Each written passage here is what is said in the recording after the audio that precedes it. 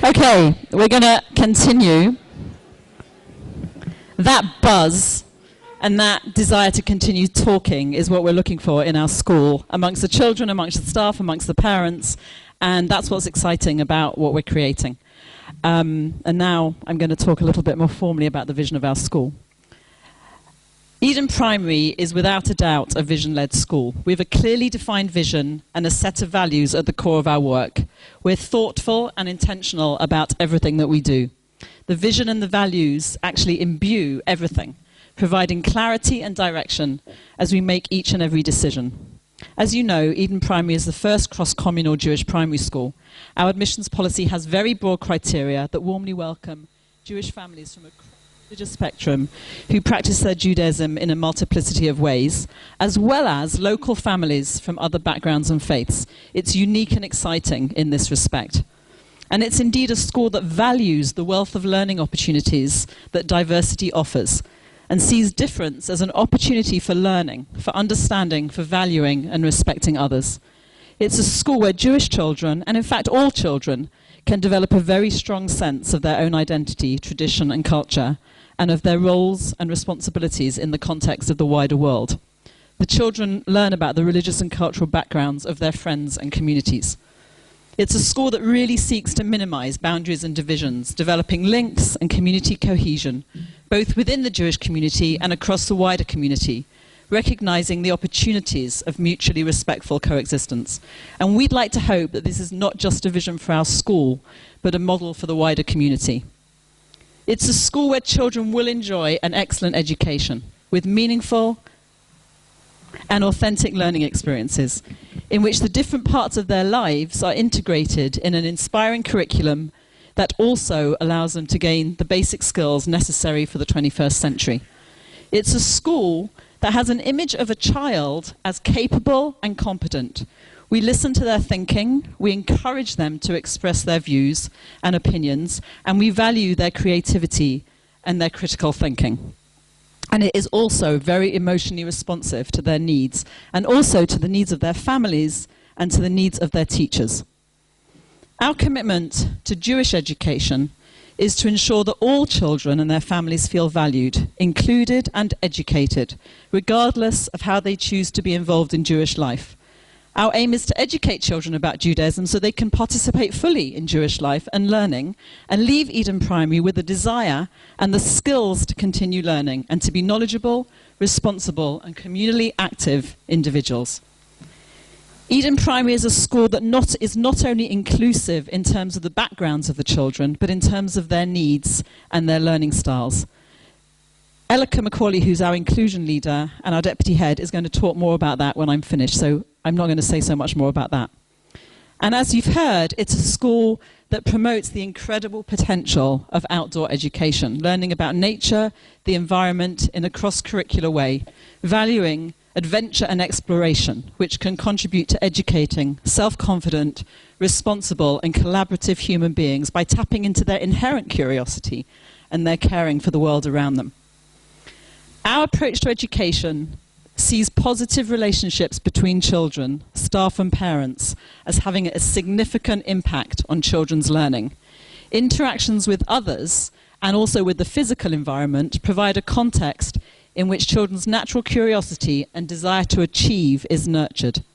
It's a school that sees every one of us as part of the learning community, children, parents and staff, and provides opportunities for learning, growth and development for all, a great model of lifelong learning and community for the children.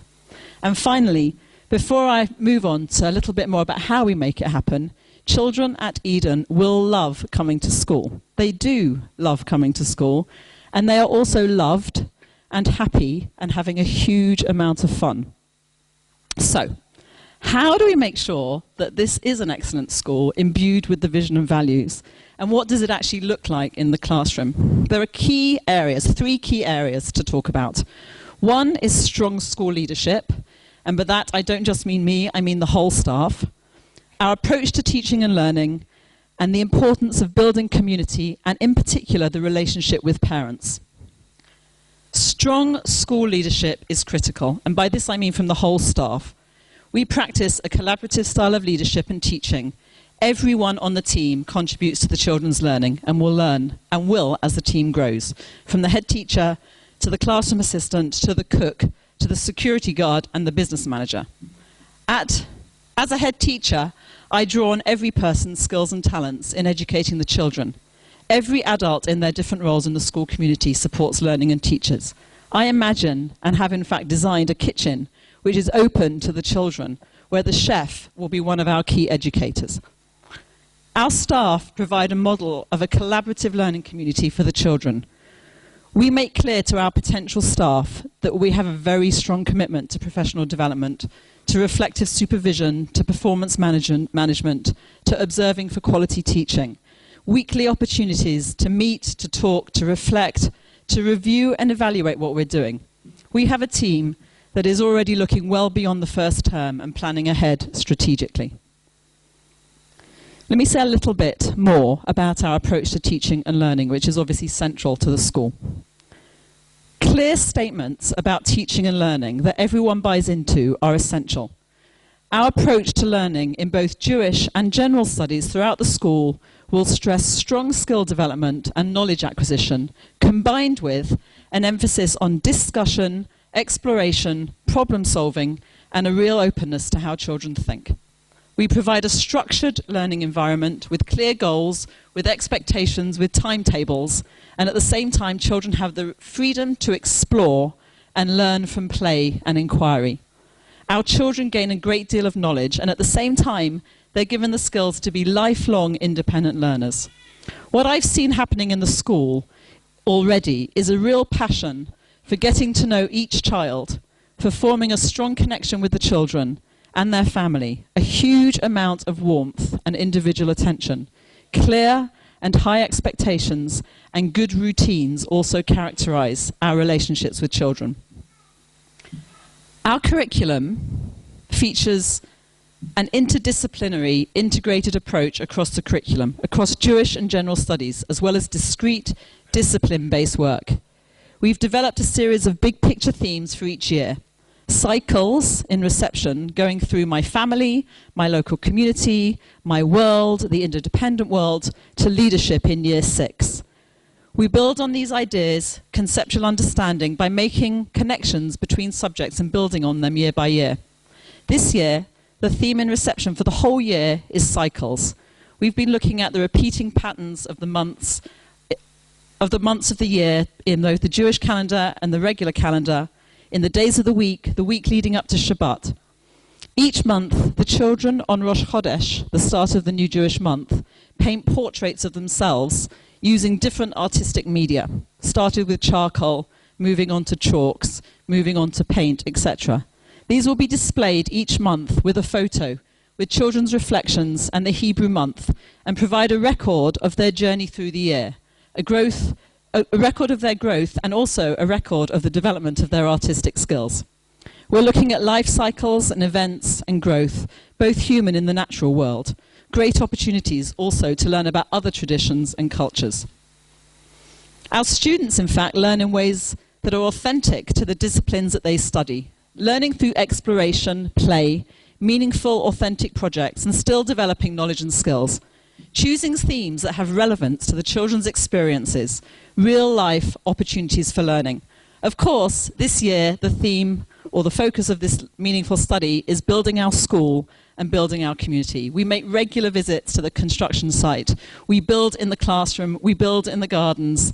We talk about the changes that are undergoing in our building. We understand the vehicles, all the science that is involved in lifting and digging and rolling.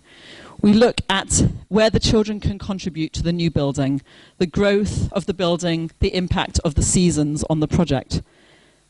And our final culminating projects of this year will be an exhibition about the building of the school that the children will produce, and a guidebook for your children, hopefully when they start in September. Our children from this year will prepare a guidebook and an exhibition for the new class as part of their, as a culmination of their year's work, to present on the opening of the new building.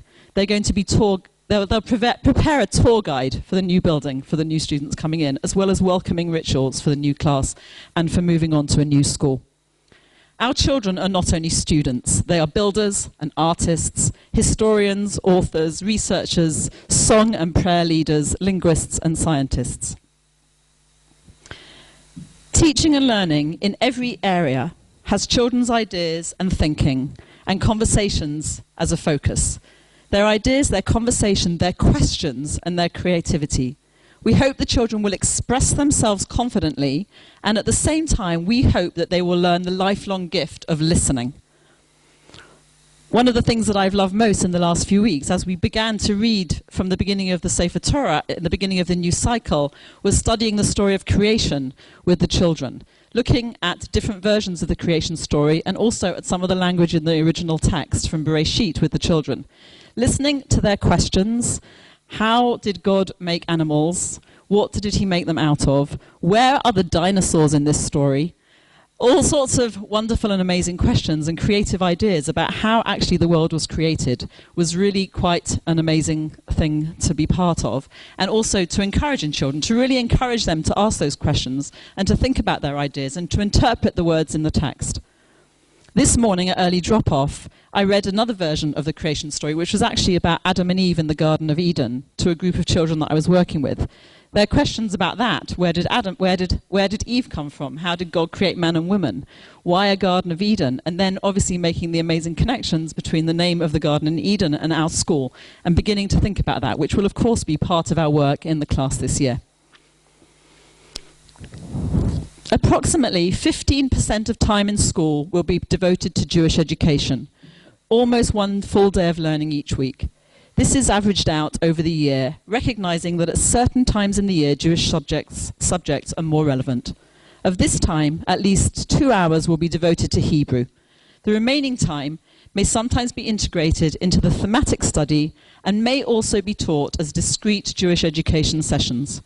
Children will learn a lot about Judaism in an open and sensitive environment, in which multiple interpretations and opinions, their families' experiences and practice, discussion and the expression of ideas will be encouraged and valued. Strong emphasis on developing a positive Jewish identity, skills necessary for future learning, and participation in Jewish life. There will also be a Jewish culture component to the curriculum. We will introduce children to the heritage and culture that arises from their own histories and family background, and those of others in the community. Jewish history, Jewish art, writing, theatre, film, comedy, architecture, philosophy, and of course food. Preparing children to participate fully in the High Holy Days in September and October took up a large chunk of the first few weeks of school. 3 times a week, we have a music session where a song leader comes in and sings with the children, preparing them for prayer sessions and for tefillah that we have every day in school, preparing them for Shabbat, preparing them for holidays. Religious leaders from a variety of synagogues and other religious organizations have started to visit our school. We had a cantor from the local shul singing and dancing with the Sefer Torah with the children before Simchat Torah, and have invited a range of other rabbis and leaders from other religious communities in the community to join us at Eden, to sing with the children, to tell stories to the children, to talk to the children, to debate with each other eventually, if that need be.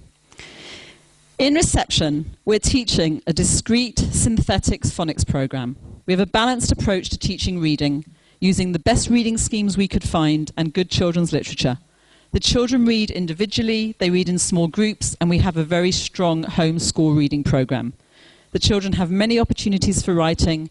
Each Monday, the children are writing their news or stories with a teacher scribe, telling stories about their weekend, telling stories that they've made up, telling stories that they want to record, and hopefully bit by bit, as the year go on, as we see already, the children will contribute more and more to the actual writing.